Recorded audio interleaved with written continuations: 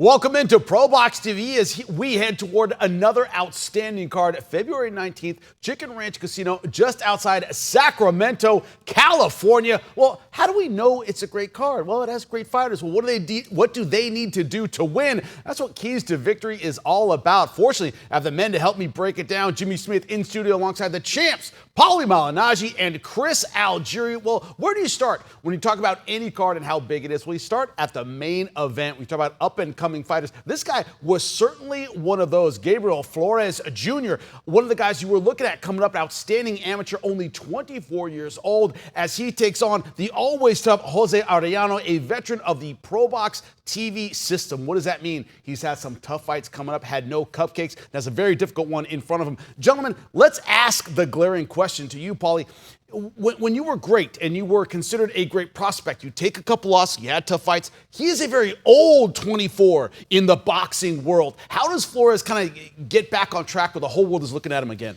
You know, that's the thing. When you're so hyped up as he was coming out of the amateurs, you know, a terrific amateur, looked at by all the major promoters, you know, and you take those losses early in your career, sometimes it's hard to get back on the right track. You know, sometimes you just automatically looked as a bust because the expectation is so high. Sometimes it's almost easier to not have the expectation and then kind of surprise everyone and move on your way up, because then you know, the bar's kind of set lower and you have more room for error. But these kind of guys, listen, there's a pros and cons to every situation. And a guy like Flores, the pros are, yes, you have the pick of the litter as far as the best promoters will search for you. You get the TV opportunities. The reporters and media want to speak to you. But if you mess up, man, you know, it can sort of derail you. And that's, you know, where Flores kind of, you could say, you know, sort of found some speed bumps. So it's nice to see him back on here. He's been on a little bit of a streak again. And it's really par for the course for, I think, the new age prospect, which is to get tested much faster, much sooner, and then see what kind of character you are and basically kind of money these promoters are putting into the product. Champ, it's actually funny you brought that up. Like, sometimes if you're kind of under the radar and catch a few losses, people kind of are okay with that. And that's actually exactly what happened to Gabe Flores when he fought his opponent, Venado Lopez. Venado Lopez has 2 losses on his record, lost kind of really nondescript guys early on in his career. Nobody thought much of him. He was coming in to fight Gabe Flores. Gabe Flores is a highly touted prospect for Top Rank. And Venado Lopez went to work that night. Scored a fantastic win over the undefeated Gabe Flores, and then went on to become a world champion in multiple defenses. Gabe Flores now is rebuilding. Listen, when that happened, he was like 21 years old. He started pro at 17 years old, and was highly touted contender by 21. Takes a few losses and really gets written off. You know, he's come back. He's got 4 straight wins since the 2 losses that he caught. He's been fighting in his hometown, building back his allure, his luster. You know, we got a chance to talk to him not too long ago, and you know, he's got it back. He's got that glow back, and he looks more mature. And that was something that was a bit of a problem for him coming up. Once he got into that contender status, the guys were just too strong. Too physical. 21 years old, fighting grown men. That man strength wasn't there yet. So for me, I'm looking to see how much of that strength has developed, how much of that maturity is going to show up come fight night. Because against Arellano, he's going to need it. I was going to say, interestingly enough, you know, you got a guy who's actually a very physical fighter in Arellano. Yep. Tons of effort. Let's talk about that. This guy who comes and physically brings it. When I say he's a veteran of the ProBox TV system, he's fought on our air before, and we know, no cupcakes. They're all tough fights. Arellano knows how to succeed, although he's taken his losses in ProBox. He knows how to stay in, give tough fights, get asked back because of his performances. That gritty kind of performance, Paulie, is going to need that in the main event come the 19th. You know, it's funny. We talk about, you know, the 2 different sides of the prospect, right? You talk about the side of the prospect that is hyped up, heavily touted, and there's pros and cons there. And then the other side where you're coming up below the radar. That's what Arellano was, essentially. The below the radar guy, you know? So not a lot of expectation, and you just kind of get thrown in with a bunch of tough fights because nobody has the expectation for you anyway. And Arellano has performed. Hasn't always come out on the victorious side, but he has performed. He's given very tough fights even when he's come out on the losing side, and he's gotten some good wins. He's obviously he's an in-demand sparring partner for a lot of world-class fighters as well, like Shakur Stevenson. You know, it's funny because you've reached the crossroad here. You know, that's why we got this matchup. So you got that coming up from the other side of it, which is Flores, and he's here. And Arellano came up from the opposite side of that, and they're here, and they cross. That's what pro boxing is right here, man. This is the spirit of competition. And so now, when they cross each other, who's going to advance up and who's going to get left behind? Now, I'm gonna tip my hat to the matchmakers one more time, as I like to do each and every show, because they do such a fantastic job. But you got 2 guys who can actually play into each other's strengths and weaknesses simultaneously. So Arellano's the kind of guy, big effort, tons of heart, excellent chin, comes forward, tests your will. And then you got Gabe Flores, a guy whose will has been tested. He took a beating against Venado Lopez. Showed his grit, but was pushed back. He wasn't strong enough to keep him off him. Is he going to be strong enough to keep a guy like Arellano off him? And then on the flip side of that, Gabe Flores, excellent amateur pedigree, excellent technical superiority, the way he's able to box from the outside. He's got a beautiful jab. He fires those combinations. He's able to move off, great lateral movement. Can be the matador in a bull-type situation against a guy like Arellano who's going to be coming forward that way. So both guys match up pretty well against each other, which makes for an excellent matchup and a good fight. Is there a certain comfort level, Paulie? I'm going to ask you, if you are coaching Arellano and you go, look, think about Flores, 25 wins, 8 by knockout. He's not the hardest puncher in the world. He's more of a boxer than a puncher. Do you tell people, hey, look, you might lose the first couple rounds. You're going to be there. None of those shots are going to, when you walk back to the ring, one of the things we always hear from coaches is you've taken his best punch already. Yeah. First couple, you've taken the best punch. You're still going to be there. Is there a little bit of comfort in that, taking on a boxer who isn't the heaviest puncher in the world, Paulie? Yeah, obviously you keep everything in mind, right? And with Arellano, I think he can certainly keep that in mind in terms of, hey, he's going to want to press Flores, he's going to want to be physical, which is always his game plan. But obviously when there's a guy who's doesn't have as much dynamite in his gloves, you feel more confident about being able to bring that. Then, of course, you've got to corner him, you've got to cut off the ring, you've got to do all the other things. But I think when it comes to Arellano, being physical is the key. Getting there to him to Flores is a different proposition. Obviously, Flores is going to be boxing early, most likely. I think he's going to be, but I think he's also going to have to get his respect. You're going to have to get some sort of respect from a guy like Arellano. I'll tell you, having been a guy who didn't get a lot of knockouts, it's not just getting your respect is not the lame and idiot way of, you got to sit down and you got to get your respect. I remember people telling me that. It's such an idiot way to put it. In some ways, it does apply, but then there's other ways you get a forward pressure fighter to sort of stop and hesitate his pressure. And some of it is speed and accuracy, some of it is giving different looks, different heights, and punching off all those different looks and different heights so that all of a sudden your opponent has to sort of freeze for a second and analyze which way you're going or the reaction you're going to get. And while he's analyzing, you can punch off all the different looks you're giving. And then, of course, there is the movement, right? But so you got to offset that. Flores, having been a world-class amateur and a great prospect, probably knows how to offset that. Is Arellano going to be offsetting it by bringing not just pressure? You're going to have to cut off the ring as well. So because you want to be physical, but it's not just a matter of chasing your opponent. What gets you to that next level when you're a pressure fighter is not just pressure. That's effort, like we were talking about. It's cutting off the ring and knowing how to make that pressure work for you. When we talked to Flores about this fight, Chris, one of the things he talked about is, hey, I'm from the 209, Stockton, California, so right in my backyard. How do you kind of take the crowd out of it? Is it about standing your ground if you're Arellano early enough to maybe make him hesitate, make him take a step back, try to take the crowd out of it, or is it completely out of your mind? What's your thought? Honestly, from what I know about Gabe, I don't think he wants to take the crowd out of it, and I don't think he should either. I think he's one of those guys who thrives off the energy, and I think having his people behind him, he said I'm fighting down the block. I was fighting in my hometown of Stockton. We're not far away now. Everyone's going to come out. I think he thrives in that. I think he grew up in that. So for him, he's one of those guys, kind of like how I was. I was fighting at home a lot. I didn't need to take the crowd out. The crowd helped me actually perform, and I think Gabe's that way as well. Emiliano Moreno from Long Beach, California, in our co-main event, 11-0, has looked excellent on our air, coming off a knockout win, taking on Cesar Francis, a guy you know very, very well at 13-2.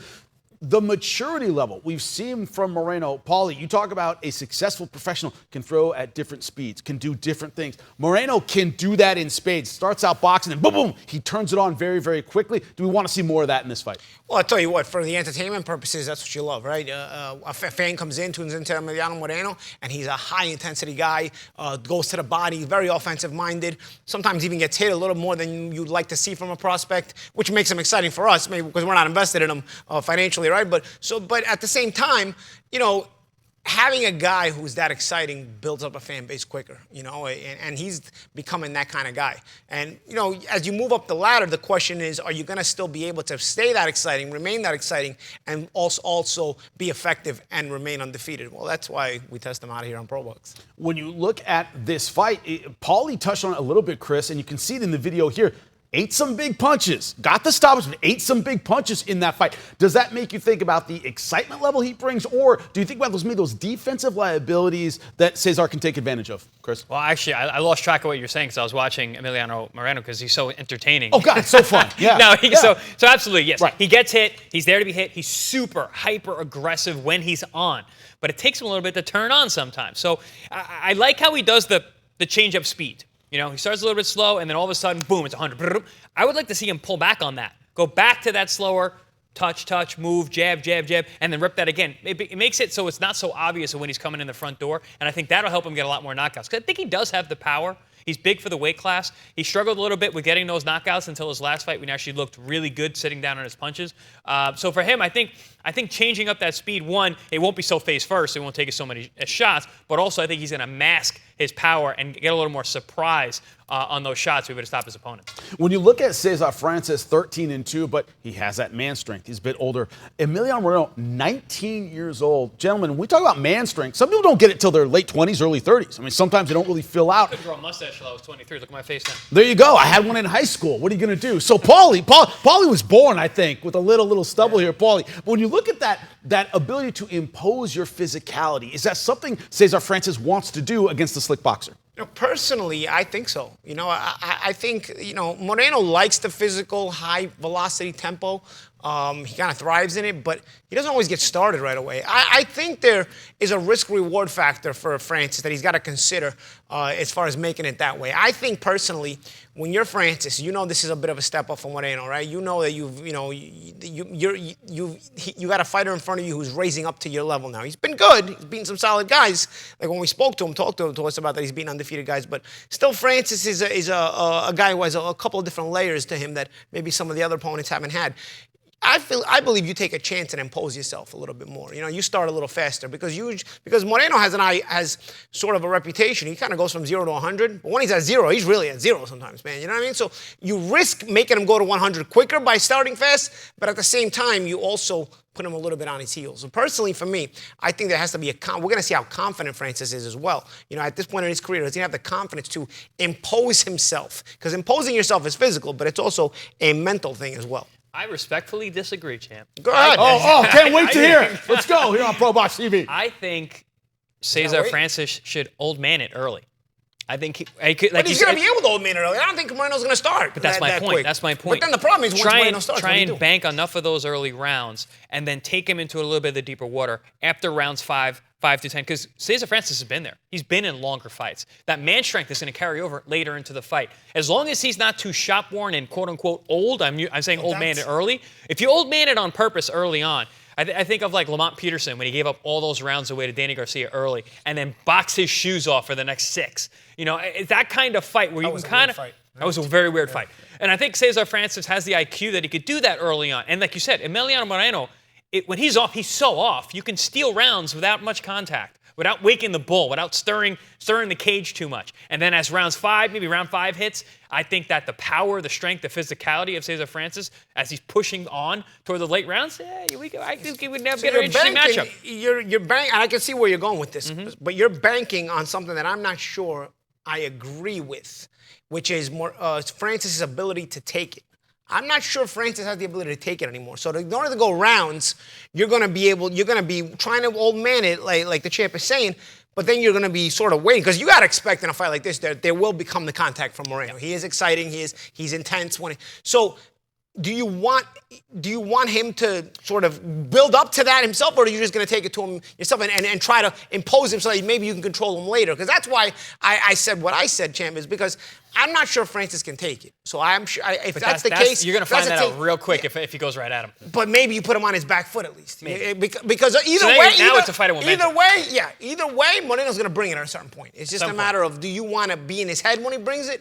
Or do you just want him to grow up the confidence to bring it himself without having any doubt? For Francis, it's like, I better find out. I might as well find out now than later. Well, can I take it or not? Yeah, not of course there, but also I think that you want to create some doubt in Moreno. If you wait and old man it, you don't create any doubt in Moreno, and he's going to gain the confidence to do it.